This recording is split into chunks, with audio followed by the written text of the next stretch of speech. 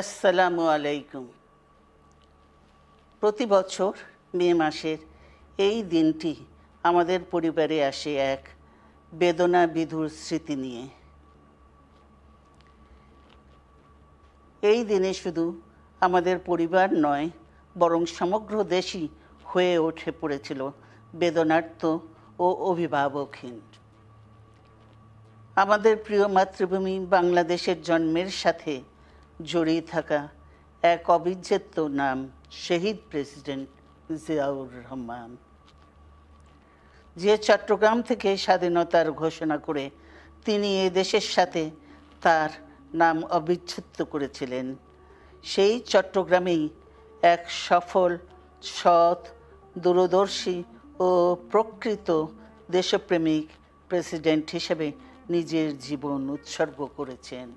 এদেশে গণতন্ত্র, স্বাধীনতা, সংবাদপত্র ও বিচার বিভাগের স্বাধীনতা, স্বনির্ভরতা ও উন্নয়ন এবং নিজস্ব জাতীয়তাবাদ সৃষ্টির অনন্য রূপকার শহীদ জিয়া, যে গণতন্ত্র প্রতিষ্ঠা আর সার্বভৌমত্ব রক্ষার লড়াইয়ে তিনি শাহাদাত বরণ করেছেন, সেই গণতন্ত্র নিরবচ্ছিন্ন যাত্রা আজও বাধাগ্রস্ত হচ্ছে প্রতি পদে পদে। খুব শীঘ্রই আমরা বাংলাদেশকে গণতন্ত্রে পুনঃপ্রতিষ্ঠিত দেখতে পাব। এই হোক শহীদ জিয়ার শাহাদাত বার্ষিকীতে আমাদের অঙ্গীকার। এই লক্ষ্যে সুশৃঙ্খলভাবে এগিয়ে চলার জন্য আমি বিএনপির সকল পর্যায়ের নেতা কর্মী ও দেশবাসীর প্রতি আহ্বান জানাচ্ছি।